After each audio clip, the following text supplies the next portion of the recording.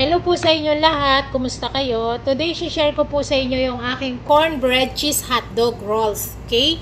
So, ito po yung ingredients natin. Umpisahin muna po natin sa all-purpose flour. 5 cups po yan. Okay? 2 tablespoon instant dry yeast. 6 tablespoon oil. 4 tablespoon sugar. 1 teaspoon salt. 1 egg. 1 cup fresh milk warm. Okay, warm muna po natin. 1 teaspoon vanilla powder or vanilla extract. At ito pong ating mais, 340 grams po siya. Okay, be-blender po natin ito. So ngayon, pakita ko muna po sa inyo itong pag-blender ng mais natin. So dito muna po tayo sa mais natin. Isama natin po yung syrup niya. Okay, kasi nakakapagpasarap po yun. Ayan, 340 grams po to. Kung kayo po yung gagawa, hatiin nyo po yung ingredients natin para konti lang sila, okay? So, blender muna po natin siya. Hanggang siyang maging pino siya.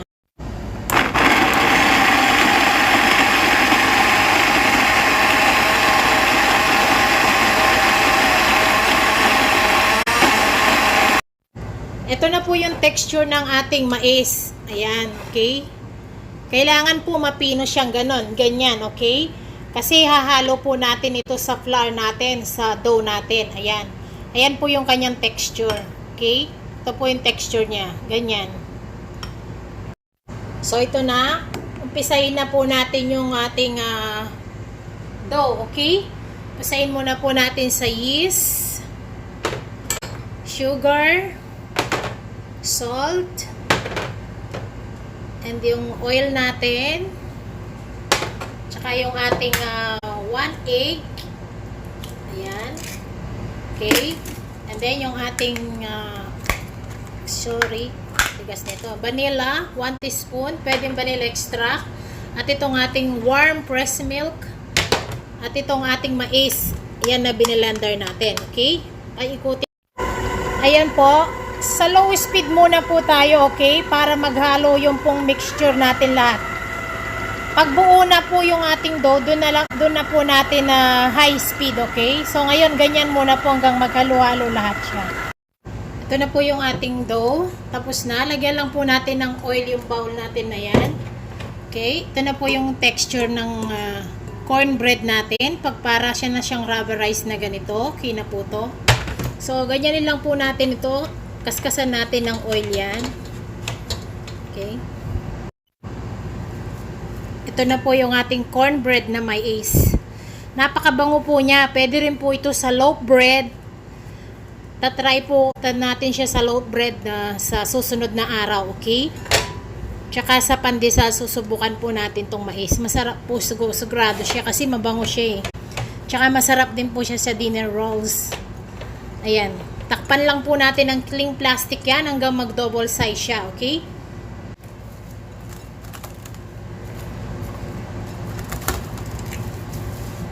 So, lagay lang po natin to sa room temperature, okay?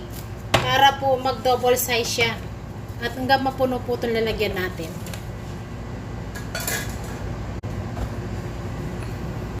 So, dito naman po tayo sa palaman natin, sa fillings natin, okay? Dalawang klase po yung gagawin natin. Itong hotdog tsaka cheese, magkasama po yan. So, ito naman po yung tuna. 1 can tuna po to. I-drain ko po yung kanyang oil, okay? Ayan. Then, ito po ay bell pepper green. Pinutol ko siya maliliit. At ito naman po ay white onions. Ayan. Tansya lang po ito, okay? And then, lalagyan ko lang po siya ng 1 tablespoon na isang kutsara po na mayonnaise. Okay? Or 1.5 pwede na po. Isang kutsara at kalahati. Then, lagyan ko po siya ng konting asin. Yan. Tsaka po white black pepper. Ayan. So, ito pong hotdog na ginamit ko ay chicken smoke hotdog. Okay? So, ito po yung pang fillings natin, ma'am. Ito po, mix well nyo lang po siya ng mabuti hanggang maghalo yung kanyang mayonnaise, okay? At tikman nyo rin po siya kung maalat siya o matabang, pwede nyo dagdagan asin. So, siya nga po pala, ito po yung mga ginagamit kong cup sa aking mga cake or flours na liquid, Saka yung mga teaspoon, ito po yung mga teaspoon na ginagamit ko, tablespoon, ito po yung mga cups, okay? Para pantay-pantay po lahat ang sukat ng ingredients nyo. Isa lang po yung gagamitin nyo. Huwag po kayo gagamit ng paiba-iba, okay? Kung ganito, ganito lang po. Kung mga spoon, ganyan lang din. Okay? Thank you. Ito na po yung ating dough. Ayan, lumobo na po yan. Ayan, no? Laki na po niya. Sumobra na siya. Yung ganyan na po siya, mas maganda po yan. Mas maganda po yung form ng dough nyo kapag ganito na siya, nag-rise. Okay? So, umpisahin na natin. Tanggalin muna po natin yung kanyang hangin. Okay? Press lang po muna natin siya para po mawala yung kanyang hangin.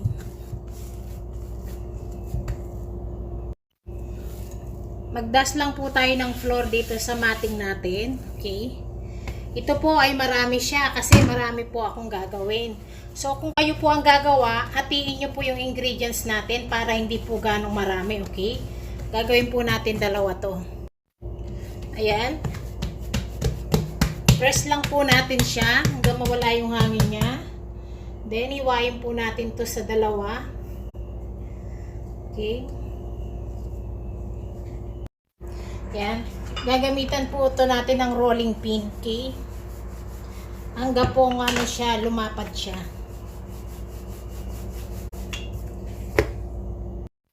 Ito po ay malapad na. Ngayon, ihiwain na po natin siya.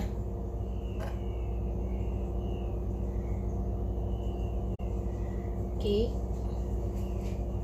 Ayan. Pakita ko po sa inyo maya.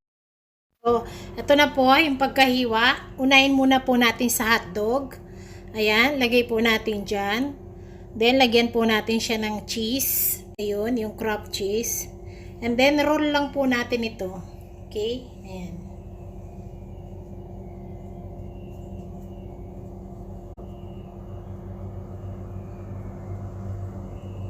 Ayan po. Ayan, ganyan lang po yung pag-roll natin. Okay? Then, pinch lang po natin doon. Dapat po pag ganun siya.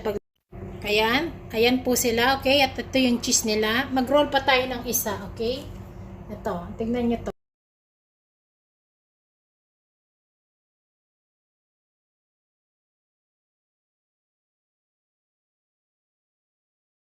So, tapos na po tayo doon sa mga hotdog and cheese natin. Dito muna naman tayo sa ating tuna. Ayan po. The same lang din po yung paggawa. Isang kutsarita lang po, ganyan. Ayan. Huwag niyo po ganun damihan, ha. Ganyan, para hindi sila mabigat. Ayan. Tapos, roll lang din po natin, the same procedure. Okay? So, ayan na po yung mga tuna natin. So, the same lang din po, iikot lang din natin ito pag ganun. Okay? Ayan. Paikot lang din po parehas ng ginawa natin kanina. Ayan. O, ayan po. Ganyan lang po. Okay? Pare-parehas lang siya. Tapos, pinch lang natin doon. So, ito na po. Okay?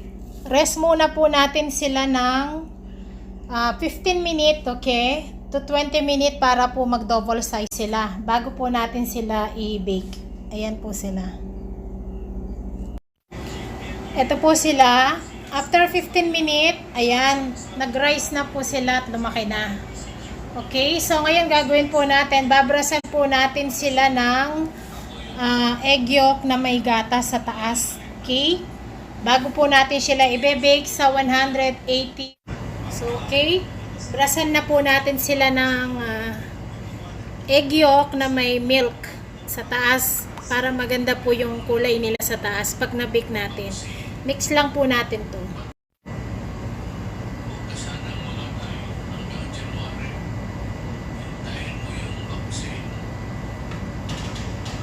Brasan lang po natin sa taas, lahat sila, okay? Dahan-dahan lang po yung pag-brush para hindi mapitpit yung dough nyo.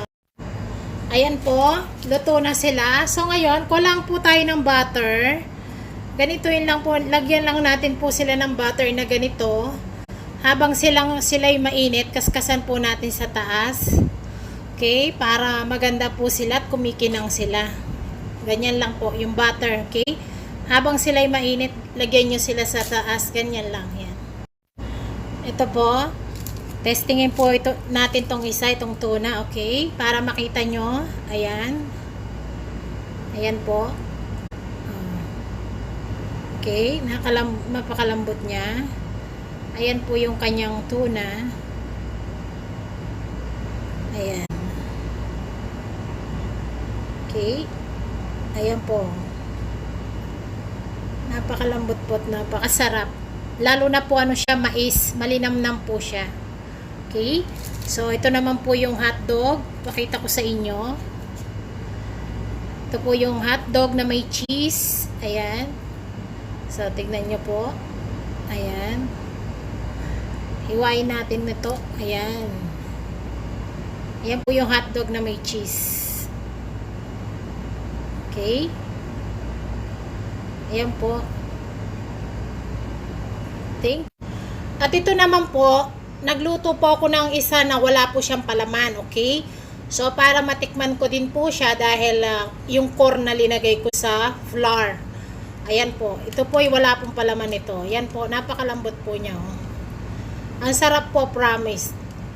Try nyo po itong may mais. Ayan oh, ang lambot po niya. So, ayan naman po ay wala po siyang palaman sa loob. Ayan po.